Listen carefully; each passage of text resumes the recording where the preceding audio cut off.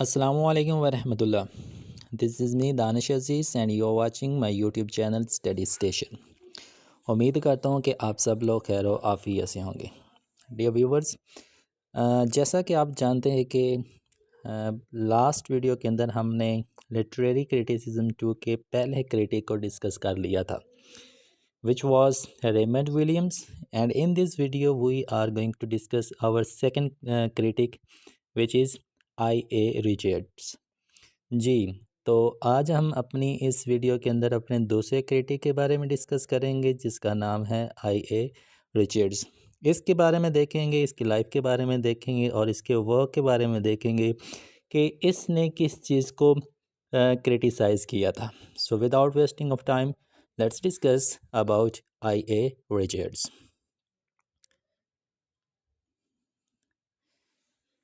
G D viewers, ये है जी I.A. Richard की शॉर्ट सी बायोग्राफ़ी। पहले इसको देखते हैं, फिर इंशाल्लाह हम इसका जो ऐसे है उसको डिटेल से डिस्कस करेंगे। जी, I.A. Richard. I.A. Richard, his full name is Ivoire Armstrong Richards. ये जी इसका फुल नेम है। आई से आइवर, ए से आर्मस्ट्रॉन्ग और Richards Ivor Armstrong Richards. He was born in 1893 and died on 1979 after the age of 86 years. 86 साल की उम्र में इस क्रिटिक की मौत हुई थी। ही वॉज अ ब्रिटिश, बरतानिया से इसका ताल्लुक़ था, अंग्रेज़ था। अ क्रिटिक, एक तंज़ निगार था, चीज़ों के ऊपर तंज़ किया करता था। तंज़ क्या होती है ये हम अपनी लास्ट वीडियो के अंदर अच्छे से डिस्कस कर चुके हैं। एंड अ पोइट, और ये एक शायर भी था। He was a professor of undergraduate students. जी, इस चीज़ को जहन में रखिए गया, क्योंकि यही पॉइंट आपको आगे की चीज़ समझने में बहुत अहम किरदार अदा करेगा कि ये एक प्रोफेसर था। He used to teach in Cambridge University. तो वहाँ के जो अंडर ग्रेजुएट स्टूडेंट थे ना, उनको ये टीच किया करता था। Last thing, his veg were different. ये क्रिटिसाइज़ करने का इसका जो तरीका था, मेथड था, it was bit different from other critics. वो दूसरे तंज़ निगारों से ना इसका थोड़ा सा तरीका मुख्तलिफ था, जिसकी वजह से he became prominent figure in the world of critics. जी, ये थी जी इसकी शॉर्ट सी बायोग्राफ़ी। अब इसने एक, आप ऐसे कह लें, बुक कह लें, वो लिखी, उसका नाम था प्रैक्टिकल क्रिटिसिज्म। जी, it is the name of an essay. ये इसका एक ऐसे है, एक बुक टाइप है जो इसने 1929 को लिखी थी, और इसी बुक को हम आज डिस्कस करेंगे, और यही बुक आपके सिलेबस का भी पार्ट है। Practical criticism.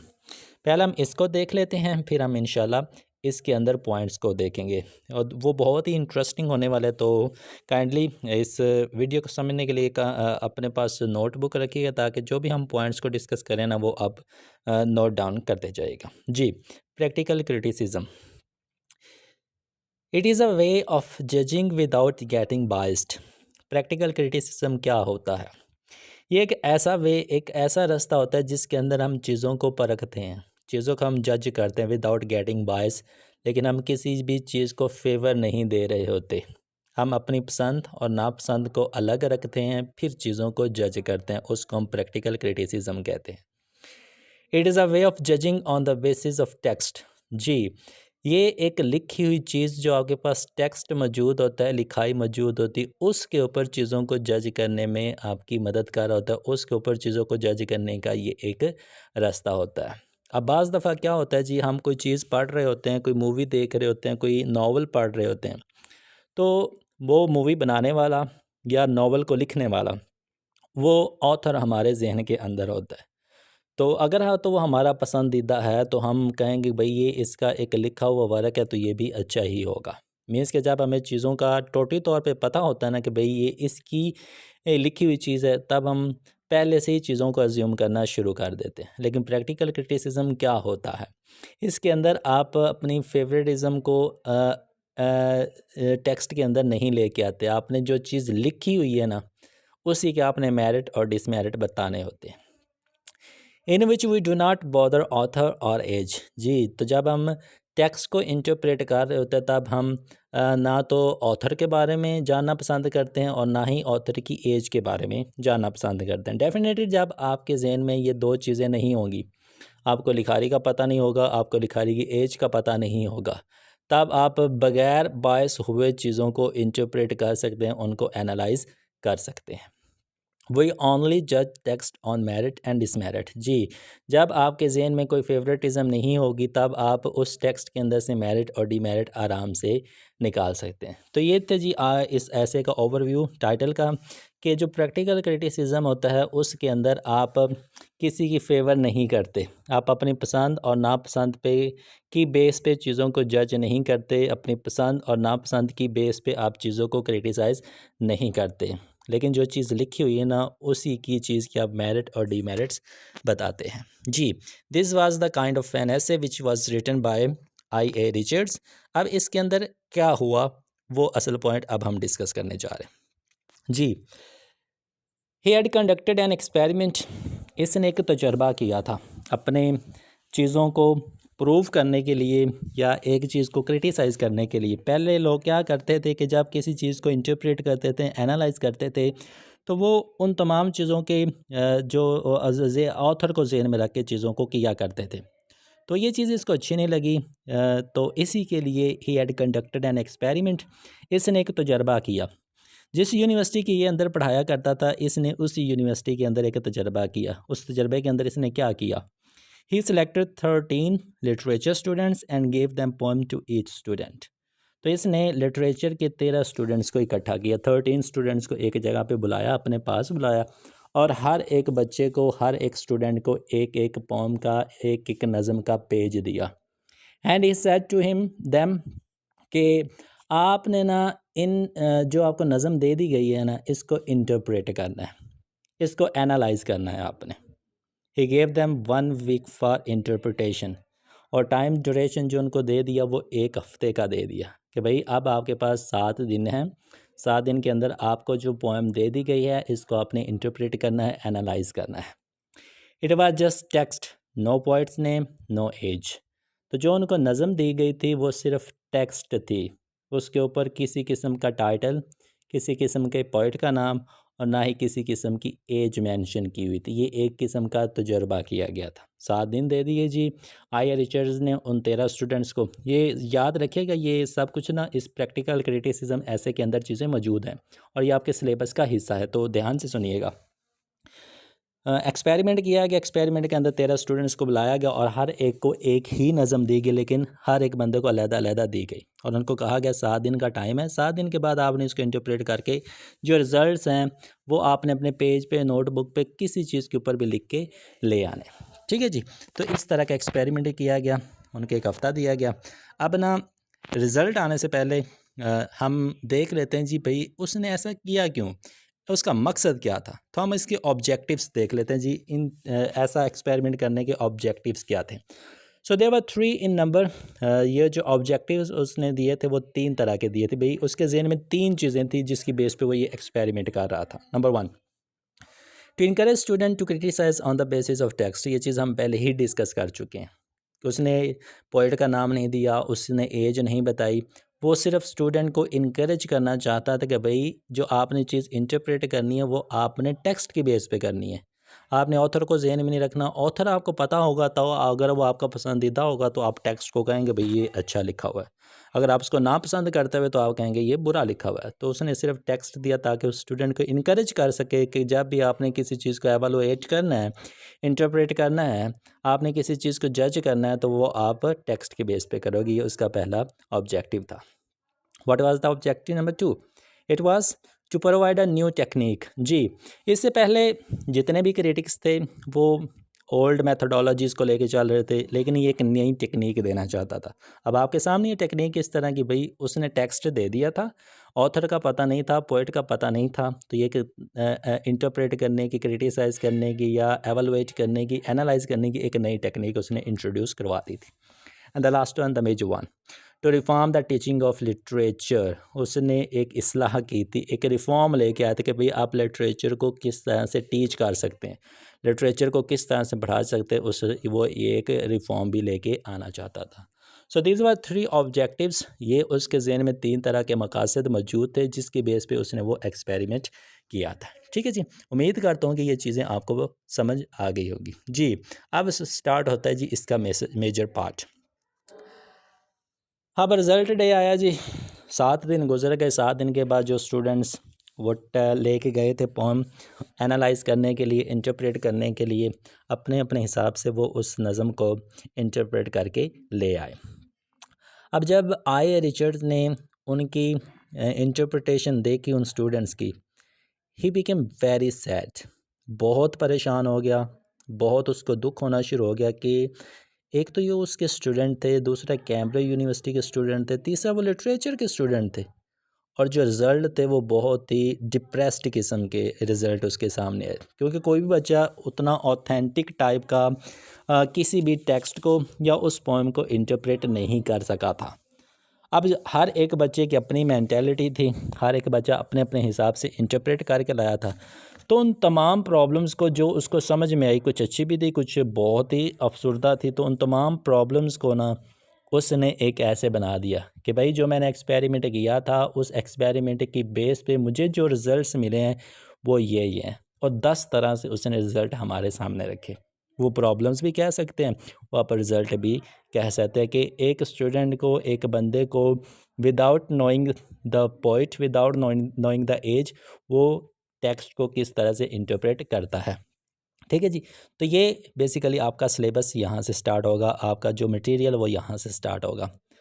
वो 10 तरह की प्रॉब्लम्स हमें इस प्रैक्टिकल क्रिटिसिज्म में बताता है, इस ऐसे में बताता है। वो 10 प्रॉब्लम्स हम डिस्कस करने जा रहे हैं। Problem number 1, the difficulty of making out plain sense of poetry. जी, जो स्टूडेंट थे ना, वो बड़े ही कॉम्प्लिकेटेड से व्यूज़ लेके आए थे।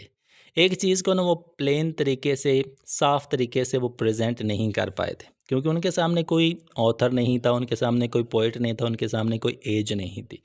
तो अपने अपने हिसाब से वो चीज़ों को कॉम्प्लिकेट करके ले आए, वो चीज़ों को मिक्स करके ले आए थे, क्योंकि उनको डिफ़िकल्टी हो रही थी plain sense of poetry. Plain sense of poetry कहते हैं कि सीधी सीधी बात करना, चीज़ों के अंदर कोई उल्ट पुल्ट चीज़ें ना लेके चलना, कोई पेचीदा चीज़ें ना लेके चलना। यू नो वेरी वेल कि पोइट्री के जो मीनिंग्स होते हैं ना, वो हिडन होते हैं। उन हिडन मीनिंग्स को हमने अंदर से ढूंढना होता है। जब हम उन हिडन मीनिंग से ढूंढ लेते हैं तो वो जो हमारी पोइट्री है ना, वो फिर प्लेन हो जाती है। लेकिन जो इसके स्टूडेंट्स थे वो बड़ी ही कॉम्प्लिकेटेड सी चीज़ें उसको इंटरप्रेट करने के बाद लेके आए थे। तो ये एक पहली प्रॉब्लम थी कि वो सिंपल सा रिज़ल्ट उसके सामने नहीं आया था। Number 2, the difficulty of imagery. Imagery is very important in poetry. Poetry के अंदर इमेजरी एक रूह की तरह काम कर रही होती है। जिस जिस तरह से वर्ड्स चल रहे होते हैं, जिस जिस तरह से पोइट्री चल रही होती है, उस तरह से आपने चीज़ों को इमेजिन भी करना होता है। लेकिन जब आई रिचर्ड्स ने देखा, जो बच्चे रिज़ल्ट लेके आए थे, उसको पता चला कि बच्चों की जो इमेजिनेशन पावर है वो इतनी स्ट्रॉन्ग नहीं है। मींस कि वो चीज़ों को उस तरह से इमेजिन नहीं कर पाए थे जिस तरह इंटरप्रेट करते वक्त एक स्टूडेंट को, जो एक इंटरप्रेटर को करनी चाहिए थी। तो ये एक दूसरी प्रॉब्लम आई रिचर्ड को देखने को मिली। नंबर 3 पे जो उसको प्रॉब्लम देखने को मिली, that was the difficulty of sensuous apprehension. जी, ये एक बहुत ही बेसिक सी क्या कह लें आप, डिफ़िकल्टी थी, एक बहुत ही बेसिक सी चीज़ थी जो कि उन स्टूडेंट के अंदर नहीं पाई जाती थी। डिफ़िकल्टी ऑफ सेंसुअस एप्रिसिएशन होता क्या है? किसी भी शायरी को पढ़ते वक़्त आप उसकी राइमिंग पैटर्न्स को देखते हैं, आप उसके स्टाइल को, टोन को देखते हैं, लेकिन जो तालिब इल्म थे ना, वो इस तरह का इंटरप्रेट उस टेक्स्ट को नहीं कर पाए थे। मीन्स के वो टेक्स्ट किस टोन के अंदर, किस स्टाइल के अंदर, किस राइमिंग स्कीम के अंदर लिखी गई है ना, ये उसको ठीक तरीके से इंटरप्रेट नहीं कर पाए थे। क्योंकि अगर राइटर का, पोइट का पता होता तो उनको पता चल जाना था कि भाई ये किस स्टैंजे के फॉर्म में लिखी हुई है, ये किस अंदाज से लिखी है, तो वो उसको अच्छे तरीके से इंटरप्रेट कर पाते। लेकिन उनको किसी चीज़ का नॉलेज नहीं था, तो इसलिए वो उसके स्टाइल को भी नहीं समझ पाए थे। ये तीसरी प्रॉब्लम उसको देखने को मिली। नंबर 4 पे जो प्रॉब्लम उसको देखने को मिली, वो मिली निमोनिक्स इररेलेवेंस। निमोनिक्स इररेलेवेंस क्या होता है? फीलिंग्स और इमोशंस, आपकी ज़िंदगी के अंदर जो फीलिंग्स और इमोशंस होते हैं उनको निमोनिक्स इरेलीवेंस कहते हैं। निमोनिक्स इरेलीवेंस मीन्स कि कुछ ना इमोशंस जो आपकी ज़िंदगी के अंदर, फीलिंग्स जो आपकी ज़िंदगी के अंदर चल रही होती है, उनको किसी और चीज़ से जोड़ देना। जो वो स्टूडेंट्स थे उनकी ज़िंदगी के अंदर जो फीलिंग्स, जो इमोशंस चल रहे थे, उन्होंने उस दिए गए टेक्स्ट के साथ उनको जोड़ना शुरू कर दिया। ये इरेलीवेंस चीज़ होगी, मीन्स कि वो रेलिवेंट ही नहीं रहे थे कि जिस तरह का टेक्स्ट था उस तरह से वो उसको इंटरप्रेट नहीं कर पाए थे। अलबत्ता उस टेक्स्ट के बेस पे उनके अंदर जो फीलिंग्स, जो इमोशन चल रहे थे, उन्होंने उस चीज़ को उससे रिलेट करना शुरू कर दिया। फॉर एग्ज़ाम्पल जी, किसी के ज़िंदगी लव से भरी पड़ी थी, किसी की रोमांस से भरी पड़ी थी, किसी की सैडनेस से भरी पड़ी थी। तो जिस तरह की उनके अंदर फीलिंग्स चल रही थी, उन्होंने उस हिसाब से उस टेक्स्ट को इंटरप्रेट करना शुरू कर दिया था, जो कि चीज़ इर्रेलेवेंट हो चुकी थी। नेक्स्ट प्रॉब्लम आ जाती है जी, स्टॉक रिस्पॉन्सेस। स्टॉक किसी भी चीज़ के ज़ख़ीरे को कहते हैं। अब तलबा के डेफिनेटली वो अंडर ग्रेजुएट स्टूडेंट्स थे, तो उनके पास बहुत सा नॉलेज होगा, तो डिफरेंट टाइप्स का नॉलेज हो सकता है। तो उनके जहन के अंदर जो भी चीज़ पहले से स्टोर थी, मौजूद थी, उन्होंने अपने उस एक्सपीरियंस के बेस पे टेक्स्ट को इंटरप्रेट करना शुरू कर दिया था। मीन्स के कोई ऐसा नॉलेज, कोई ऐसे रेफरेंसेस यूज़ किए जो उनके जहन के अंदर पहले से मौजूद थे। टेक्स्ट को देख के मुझे नहीं आए होंगे जहन में, लेकिन जो पहले से चीज़ें उनके जहन में मौजूद थी ना ऑलरेडी, उन्हीं की बेस पे उन्होंने टेक्स्ट को इंटरप्रेट किया, जिसकी वजह से ये स्टॉक रिस्पॉन्स कहलाया। नंबर 6 पे आ जाता है जब द सेंटिमेंट्स। सेंटिमेंट्स कहते हैं जज्बात। कुछ स्टूडेंट्स ऐसे थे जिनको थोड़ी बहुत समझ आ गई, थोड़ी बहुत समझ ना आई, जिसकी वजह से उनके जो सेंटिमेंट्स थे वो अराइज़ होना शुरू हो गए और अपने इमोशंस के ऊपर वो कंट्रोल नहीं कर पाए, जिसकी वजह से उन्होंने जो इंटरप्रेट की वो बहुत ही गलत कर दी थी। तो जो सेंटिमेंट्स होते हैं वो भी आपकी किसी भी चीज़ को इंटरप्रेट करते वक्त, किसी भी चीज़ को एनालाइज करते वक्त बहुत इंपॉर्टेंट होते हैं। नंबर 7 पे आ जाता है जी द इनहिबिशन। द इनहिबिशन क्या होती है जी, कुछ ऐसे स्टूडेंट्स उसको देखने को मिले, उनका नोट्स जब उसने देखे तो उसको पता चला कि कुछ स्टूडेंट्स ऐसे हैं जो खुल के इजहार नहीं कर पा रहे। जिस तरह लैक ऑफ कॉन्फिडेंस बोलते वक्त होता है ना, लिखते वक्त उन स्टूडेंट्स के अंदर ये चीज़ पाएगी, मीन्स कि वो अपनी बात का, अपने पॉइंट का वो खुल के इजहार नहीं कर पाए थे, जिसको हम द इनहिबिशन कहते हैं। ये 7वीं प्रॉब्लम थी। प्रॉब्लम नंबर 8 जो उसको देखने को मिली, वो देखने को मिली डॉक्ट्राइनल एडहेशन। जी, ये एक बेसिक प्रॉब्लम उसको देखने को मिली। ये क्या होती है जी, ये कुछ ना असूल होते हैं, मजहबी असूल आप कह लें, या ज़िंदगी को गुजारने के जो असूल होते हैं। कुछ स्टूडेंट्स ने जो रेफरेंसेस यूज़ किए थे वो इस तरह के रिलीजियस टाइप के असूल यूज़ किए थे रेफरेंस के तौर पे, जो कि ये चीज़ के क्रिटिसिज्म के अंदर फॉल नहीं करती। तो जो डॉक्ट्रिनल एडिशन होते हैं ना, इस चीज़ को भी उसने रिजेक्ट किया था कि जो आप रेफरेंस वो रिलीजन से या इस तरह के एक्सपीरियंसेस से यूज़ नहीं कर सकते। And the second last problem that he has faced was technical presupposition. जी, टेक्निकल प्रीसपोजिशन क्या होता है? ये ना पोइट्री लिखने का टोन, स्ट्रक्चर या जो भी उसका पॉइंट ऑफ व्यू होता है, जिस पॉइंट ऑफ व्यू के अंदर वो पोएम लिखी गई होती है, उसकी बुनियाद पे पोइट्री लिखी जाती है। तो जो स्टूडेंट्स थे उन्होंने इनमें से किसी चीज़ को भी बॉदर नहीं किया था कि भाई इसकी टोन क्या है, इसका स्ट्रक्चर क्या है, इसका पॉइंट ऑफ व्यू क्या है, इसका स्टाइल क्या है। तो वो अपने अपने लिहाज से, अपने अपने समझ बूझ के लिहाज से ना उस चीज़ को इंटरप्रेट करते रहे थे। That was the second last problem क्या उनको देखने को मिली, दैट वाज जनरल क्रिटिकल प्रीकंसेप्शन। ये हम पहले ही चीज़ को इसको डिस्कस कर चुके हैं कि पहले से ज़हन के अंदर जो किसी चीज़ का ज़ख़ीरा होता है, नॉलेज होता है, या जो भी आपने चीज़ इस तरह की पहले एक्सपीरियंस की होगी, उसकी बेस पे अगर आप चीज़ों को इंटरप्रेट करेंगे तो वो जनरल क्रिटिकल प्रीकंसेप्शन होगा। और ये मोस्टली स्टूडेंट्स के अंदर पाई गई थी कि जो भी उन्होंने की ज़िंदगी के अंदर कोई ऐसी चीज़ एक्सपीरियंस की हुई थी, उन्होंने उस टेक्स्ट के साथ उसको रिलेट करना शुरू कर दिया था। That was general critical preconception. जी, ये 10 तरह की प्रॉब्लम्स थी जी, जो उस एक्सपेरिमेंट करने के बाद आई ए रिचर्ड साहब को देखने को मिली, और इन्हीं 10 प्रॉब्लम्स को उसने अपने ऐसे प्रैक्टिकल क्रिटिसिज्म के अंदर हमारे सामने रखा था। इस तरह से उसने चीज़ों को क्रिटिसाइज़ किया था कि अगर एक न्यू वे भी मिला और एक तरह का उसने क्रिटिसिज्म भी कर दिया था।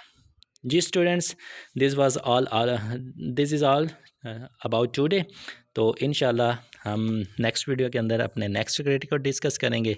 लेकिन उससे पहले अगर आपको वीडियो पसंद आई हो तो काइंडली मेरे चैनल को सब्सक्राइब कर दीजिएगा और इस वीडियो को लाइक भी कर दीजिएगा और कमेंट भी कर दीजिएगा। सो इंशाल्लाह सी यू सून। अल्लाह हाफिज़।